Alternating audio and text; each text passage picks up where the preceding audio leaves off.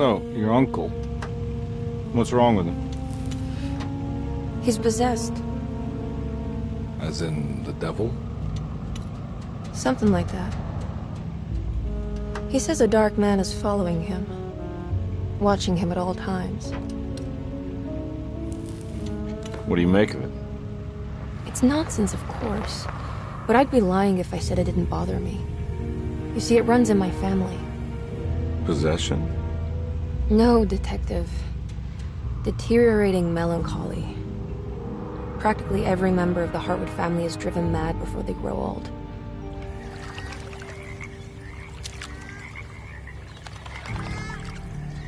But Jeremy didn't kill himself. Is that why he's at your setup? Despite being convinced that he is truly possessed, he decided to put his last chips on Dr. Gray and his psychoanalysis, figuring he might stumble upon some cure.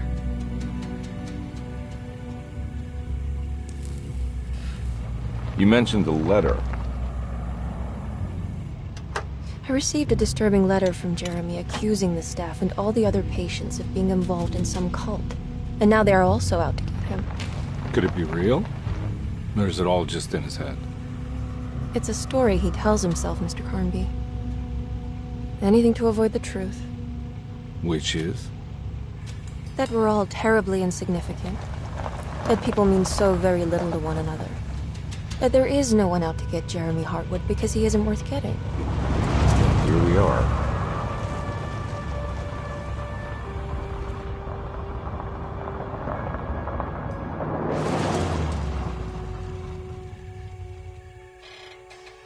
My uncle's not well, Mr. Carnby.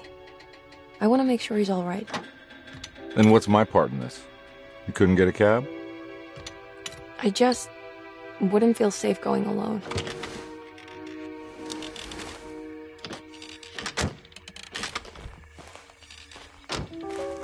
Did you bring a gun?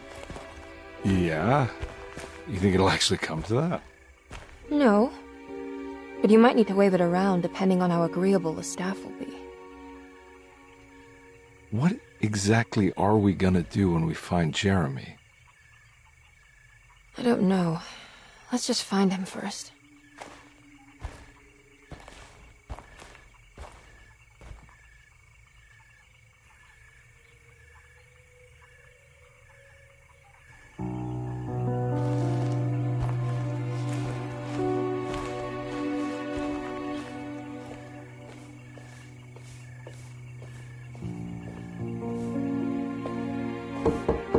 Hello? Hello? Looks abandoned. It can't be. There has to be someone around. Wait here. I'll go around back.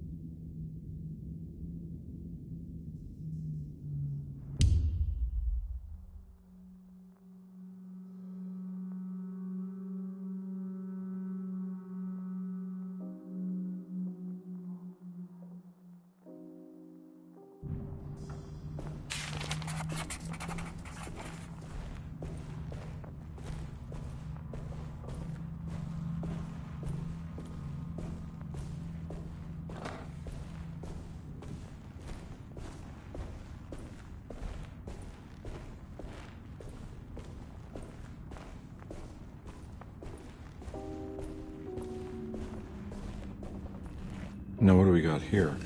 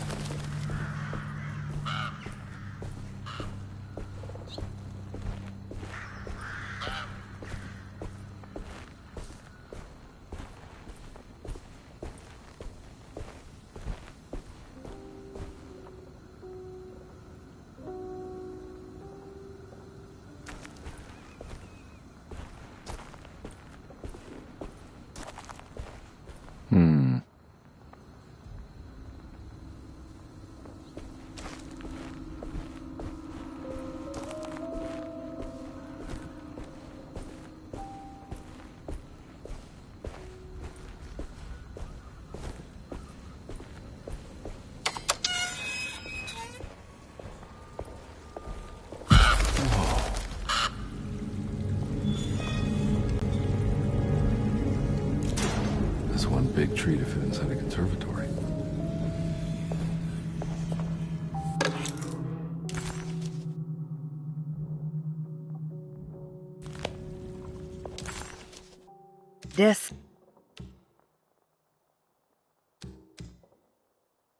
Desetto, the old plantation building, was ready to fall, but kept alive by some starry-eyed carpetbagger called Dr. Gray.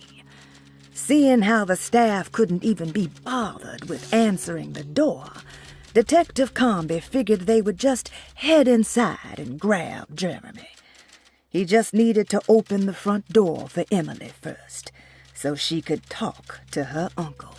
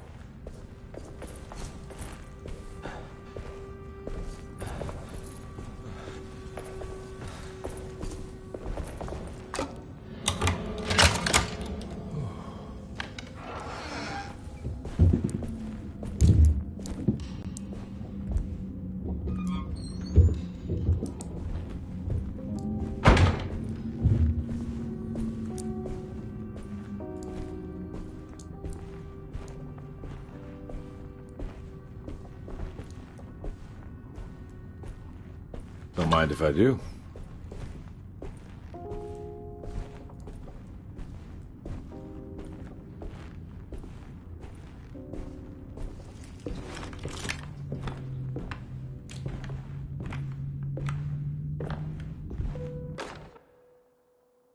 Every day your silence weighs a little heavier.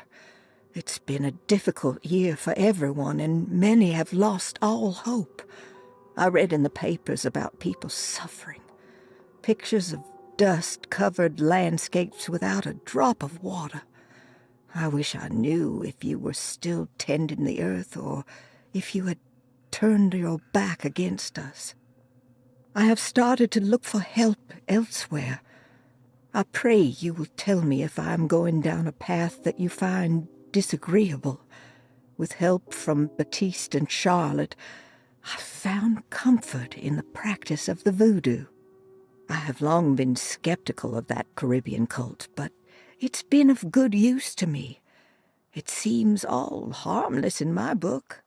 I say some words dreamt up by the Creoles, and I carry around a small pocket of gris-gris. Nothing of this is mentioned in the Bible, of course, but the French Quarter priestess tells me it's all connected. She says the Christian God is just one more perspective on the creator of things. That's what I like to think, but the other way around, that the spirits of her faith are just aspects of you, our Heavenly Father. I am so grateful for the words you gave Mr. Hartwood. We will sing your praises at St. John's Eve. The world will be blessed soon again. Only the sacrifices of the Old Testament compare to your demands. Let it be the truth. A mother of earth, wood, and dirt. A mother of 1,000 young. Sacred sand, $1. Black cat oil, $1.50. Devil shoestrings, $0.25. That makes $2.75, madame. What was that you were telling the doctor? A goat without horns. What does that mean? You must have misheard me, madame. I said no such thing. Please, I know I don't look like any of you, but I'm devout. I'm ready to do what it takes. Do not be so eager to sacrifice the few things you have left, madam. Now please, leave my store. A goat without horns.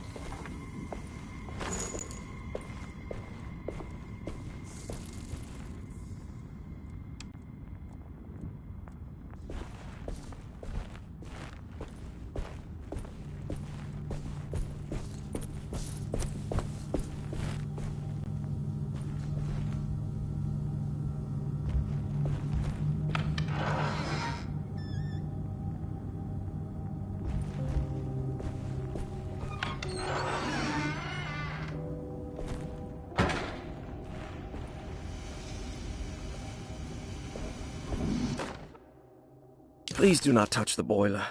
It is working after all. While the sabotage has caused a leak, only the decorative plate has been completely ruined. Let's wait for Mr. Chance to turn up and he can take a look at the leak.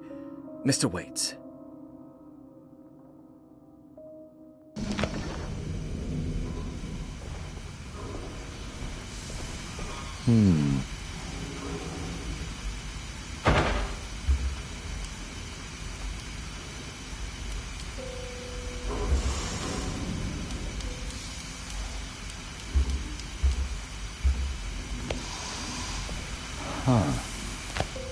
That doesn't look safe. There's something missing.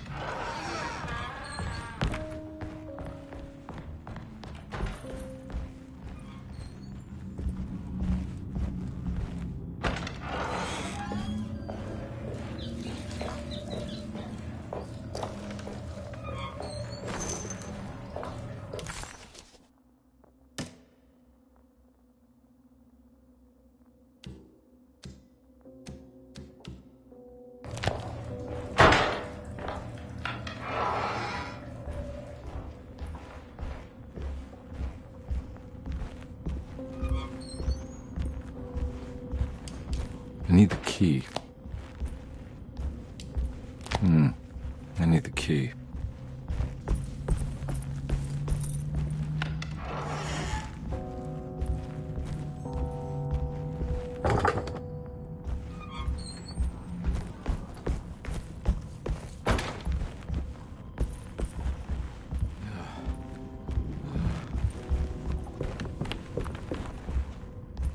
It's wedged shut.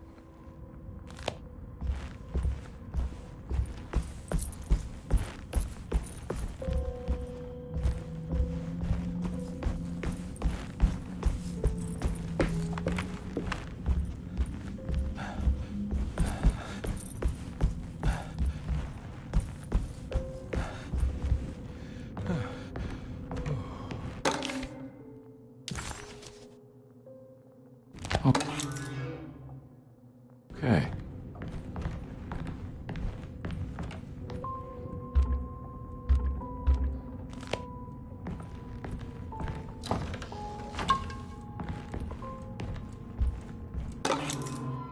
Sunday, June 22nd.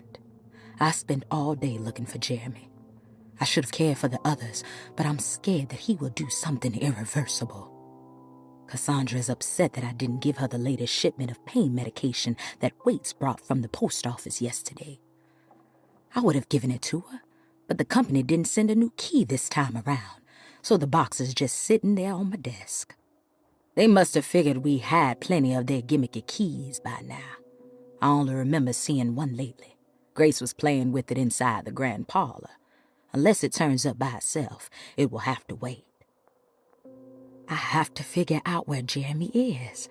I think Jack knew something. That dog of his found a strange rot permeating the house. She's showing us, he said. Like those blots and streaks of fetid rot was talking to him.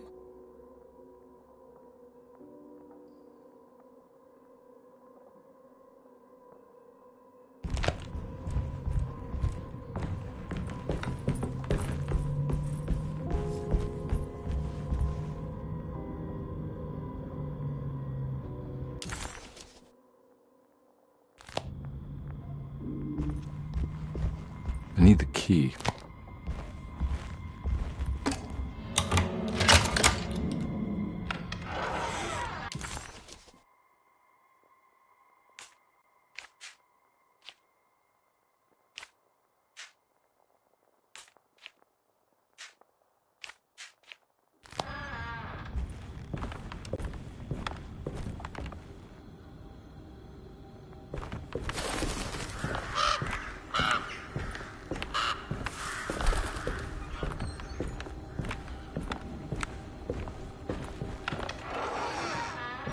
Oh.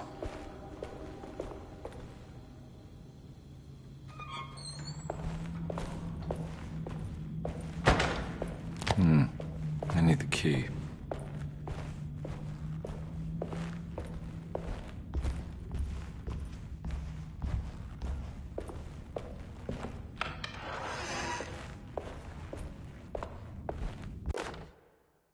The Great Depression. President Hoover raises tariffs on over 20,000 imported goods in an act to protect American labor. Following the collapse of the Wall Street stock market on October 24 last year, American industry has suffered greatly. Thousands of companies have gone bankrupt and left a large part of the American workforce unemployed. In an attempt to turn the tide, the Smoot-Hawley Tariff Act has been signed by President Herbert Hoover. By regulating commerce with foreign countries, the government hopes to encourage the industries of the United States to compete with cheap foreign imports. Superstition on rise.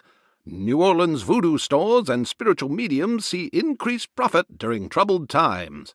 While the market has faced hard times ever since Black Thursday of last year, voodoo doctors and snake charmers see significant rise in number of customers. With the coming Eve of St. John on the 23rd, the police expect increased cult activity around Bayou St. John, the southern shore of Lake Pontchartrain. Voodoo rituals in that area on the Eve of St. John have a long tradition reaching back to the first snake worshippers brought as slaves from West Africa. During the 19th century, its practice was popularized by the legendary Marie Laveau, and has since been embraced by many of the Creoles and the surviving aristocracy of the French Quarter. Author seeks asylum. Rumors regarding author Cassandra Beauregard making Derceto her home verified. Derceto Hospital is an old plantation building on the eastern shores of Lake Pontchartrain.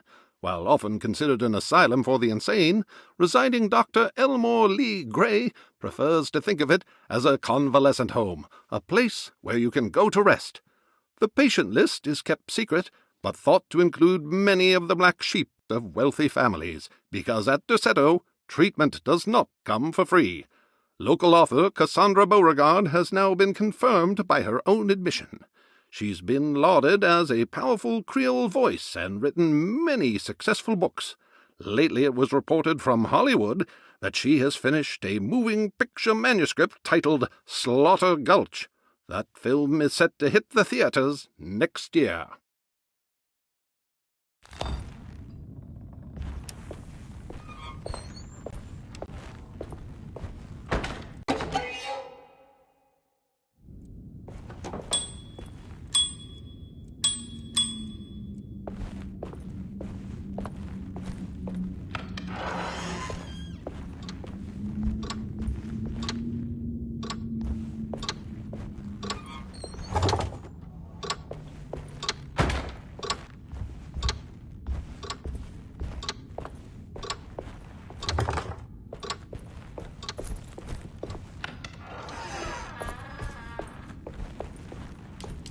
I need the key.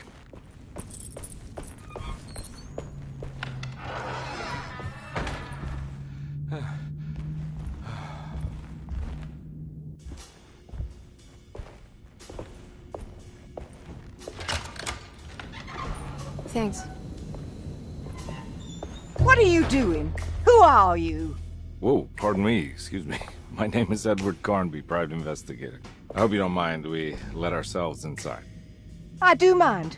This is private property. You can't just barge in here. I'm sorry about all this, but I'm looking for my uncle. It's urgent, and no one was answering the door. We can't hear you knocking anymore. None of us can. Who is your uncle, darling? Jeremy. Am I right? She has that Hartwood gloom, doesn't she? That's right. I'm Emily Hartwood. I just came to make sure my uncle is all right. Well, he is unavailable right now. You will have to come back another day. Unavailable how? Is he sleeping? We can wait. He's lost. Don't I know you from somewhere? Who's your man again, Miss Hartwood? My name's Edward Carnby, private investigator. Splendid. Enough! All of you! Get back to your rooms! McCarthy, keep your eyes on the child. And you two, Please leave immediately. Look, we're not here to cause any trouble. Just let us see the old man, satisfy the curiosity of my client here, and we'll be off. Jeremy has gone missing. There's no need to worry, but it might be some time before he turns up. The whole staff is looking for him. What? He ran off? I don't have time for any of this. Please, come back tomorrow. All right, in that case, we'll just wait in his room. You don't mind, do you? It's upstairs, right? Wait, you can't. Don't worry, we'll be discreet. In the corridor. It's the first door on your left. I'll tell Dr. Gray you're here. Excellent. Thank you, madam.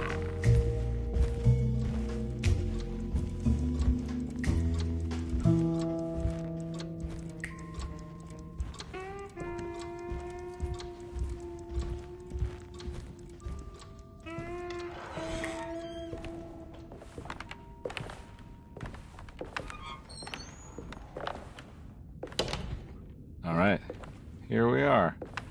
Let's look around. See if we can dig up any clues.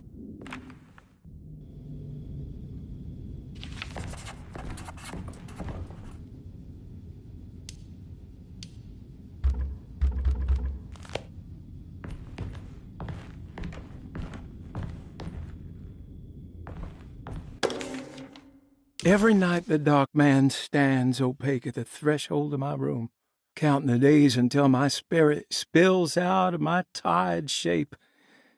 Only his pallid mask shelters my remaining sanity.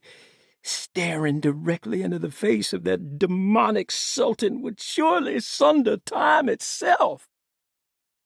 Would he have looked the same to my father as he struggled for his life? Does his veiled face haunt my niece quite the same way?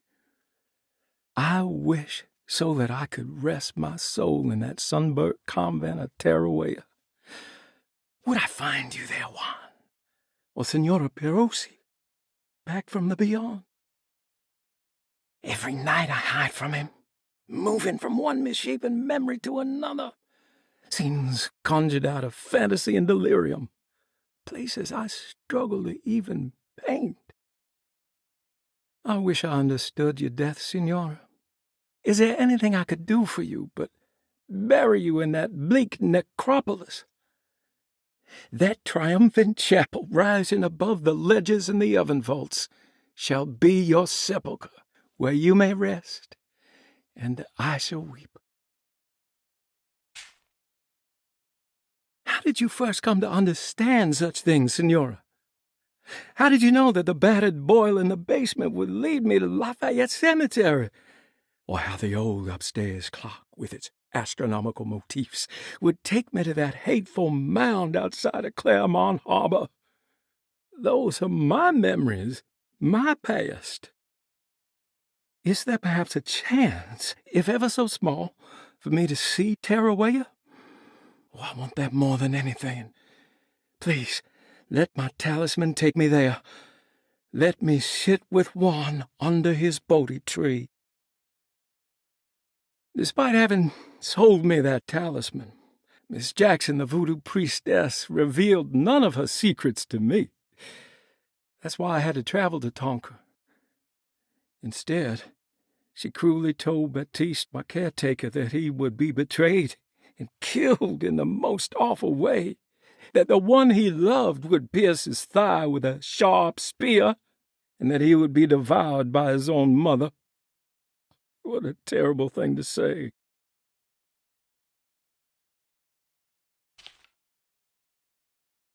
The people of Deseto are becoming dangerous. They do not understand what they are doing. I must do something to stop them. I tried talking to Dr. Gray, but he confuses my worries. He's caught up in treating me. How can he expect evil to be cured with medicine and conversation? The orderlies, the housekeeper, and the patients are all deranged. They will call upon evil to enter this world. All will be lost. Everything. Unless I can find the clerk, Mr. Waite. He seems to be a clear-thinking man. The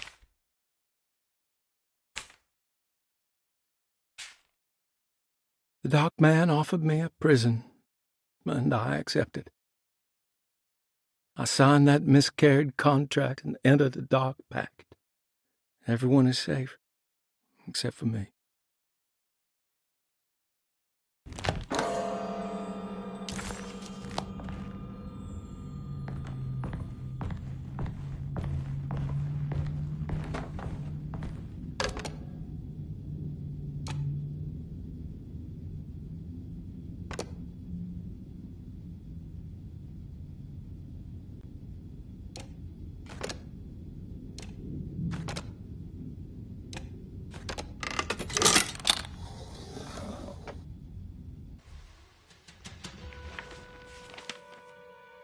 Hey, you know anything about this? Looks like some sort of talisman. No, I don't. Oh, help me out here, will you?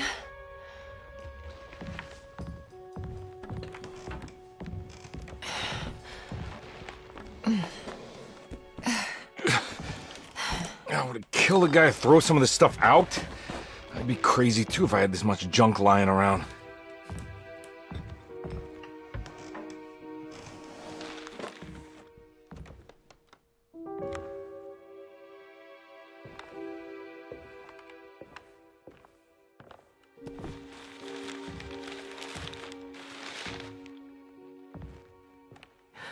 Oh, wow. That's striking. I want to save this one.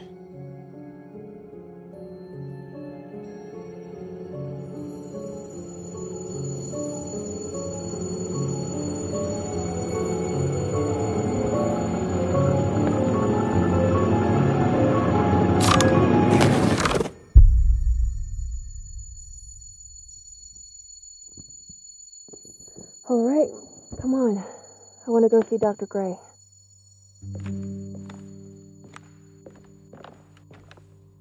Come on, let's go. Yeah, I'm coming.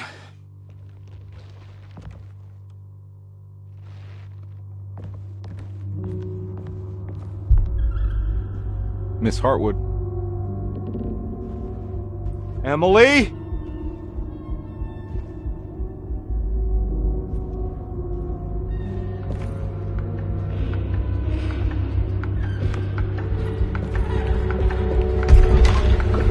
What the hell is going on? Where am I?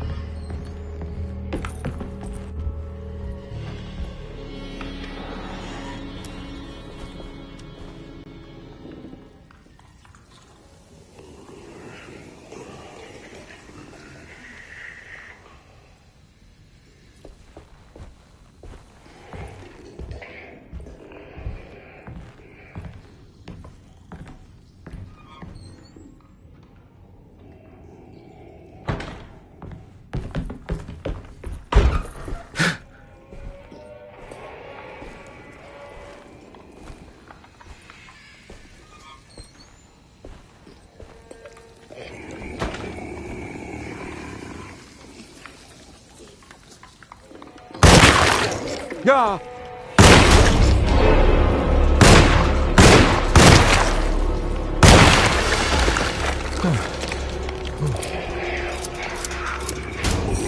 Ah! Christ, what the hell was that?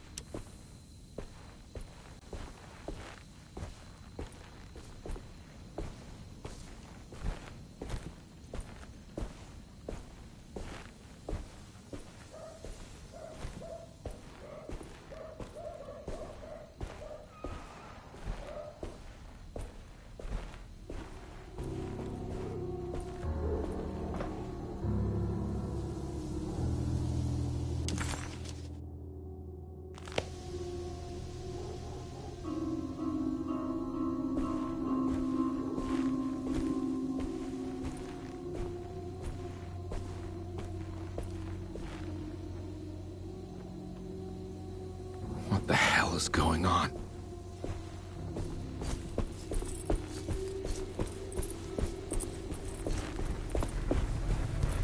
I can't go that way.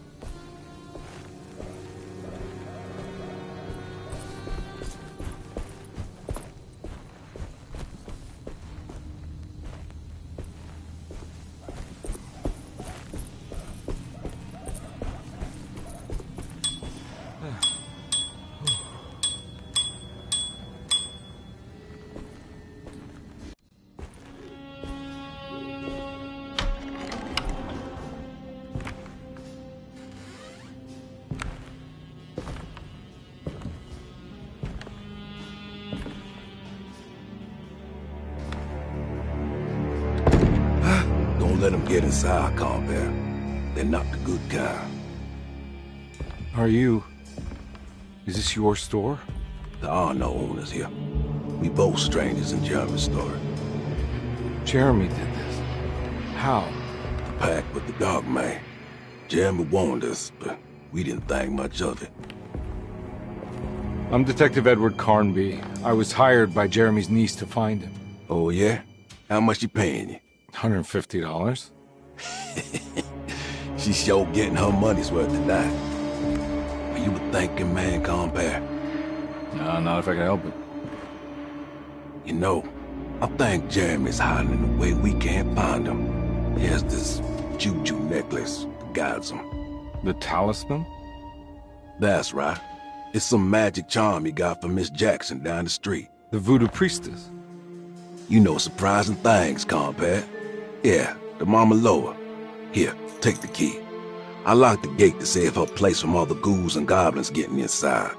Maybe if you go there, you can find some clues to show you the way. Thanks. I'll have a look.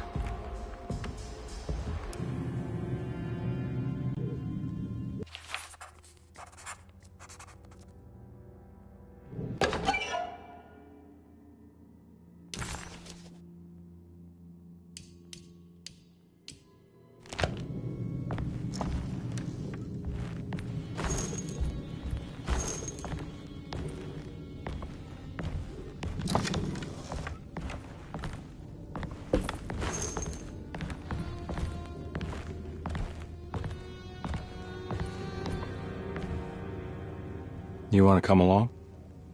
Nah, I'm gonna stay here for a while.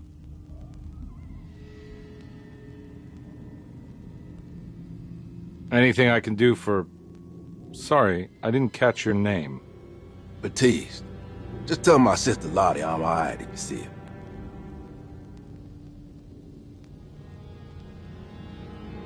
All right, I'm heading out. Be careful out there.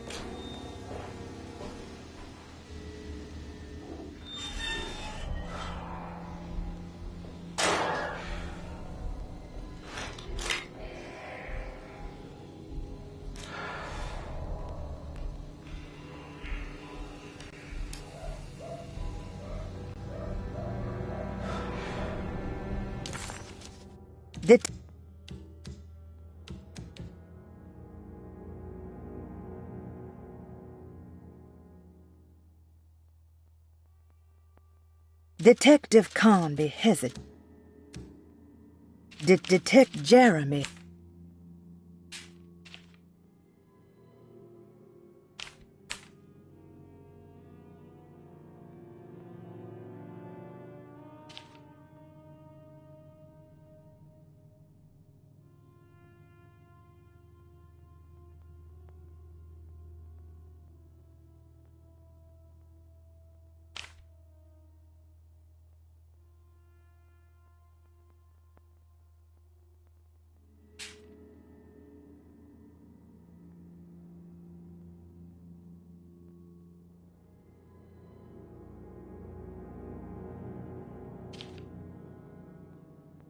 Detective Conby hesitated to buy into the...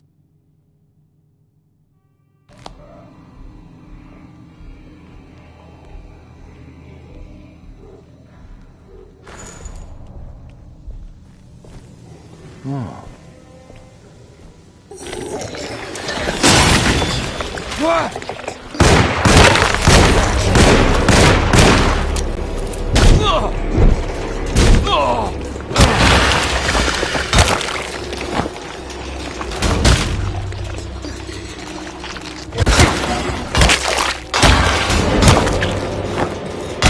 My weapon broke.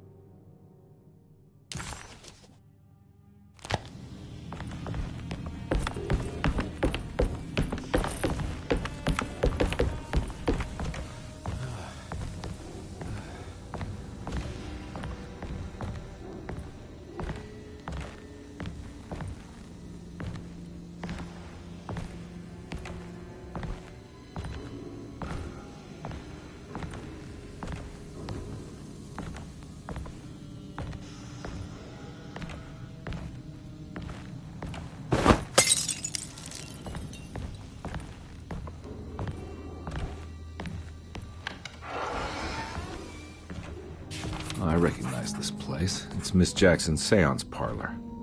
Let's see if she's got any information on Jeremy's talisman.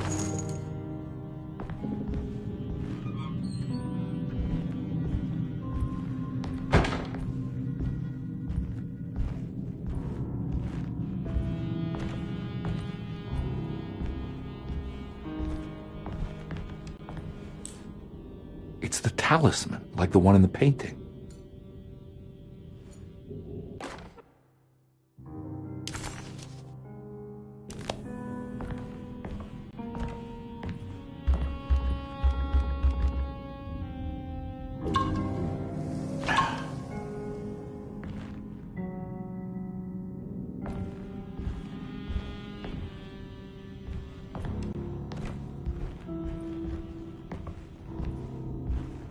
I think it's meant for the talisman.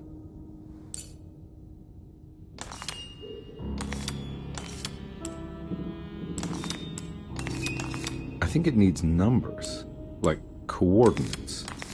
Maybe there's something in Jeremy's notes.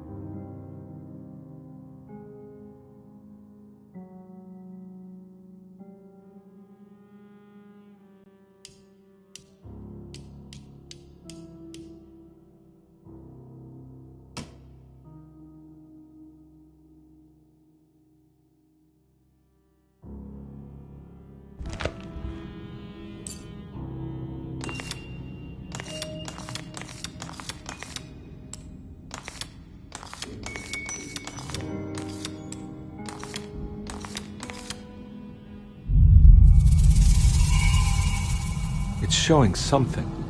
A place? Where is that?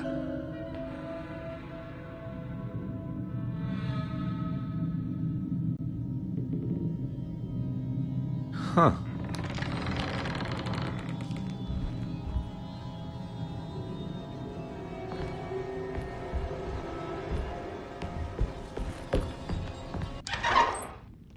Detective, I was wondering when you were going to show up. Mrs. Thompson told me you were here. I understand you are working for Jeremy Hartwood's niece. Yeah, I guess so. I mean, you're not wrong. We came here for her uncle. I just didn't expect... I didn't expect this. You are Dr. Gray, right? That's right. You don't happen to have some identification, Detective. I'm not keen on having strangers prying into my business.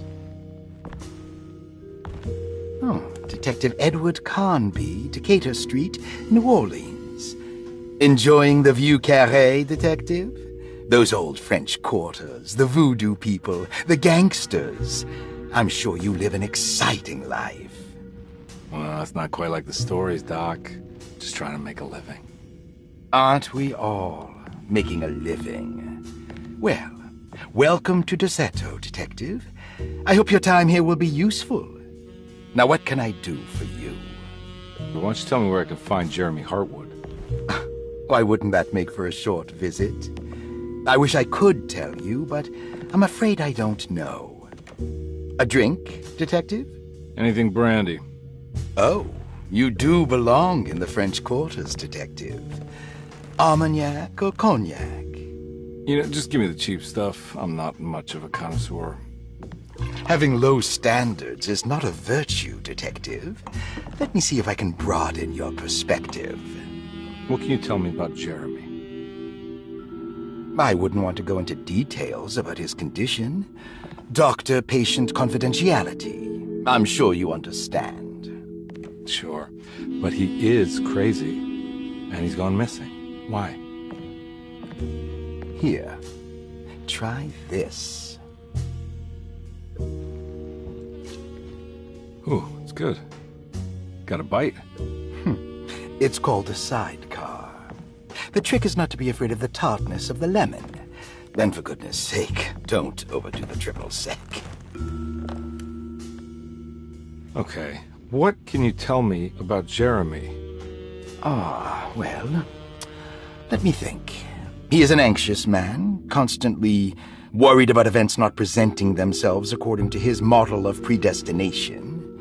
He complains about things not being carried out in the right order, and that some things simply shouldn't be. Is any of this helpful to you? Not really. I was hoping for some direction, where to look next. I'm sorry. I have nothing for you then. You should talk to my orderlies. They have been looking for him for a while now. I'm sure they would appreciate your help. Yeah, I ran into Batiste earlier. Come to think of it, he might have given me a lead. Oh, excellent. So your investigation is already underway. I'm gonna go, but I'm sure we'll meet again. Looking forward to it. Safe returns.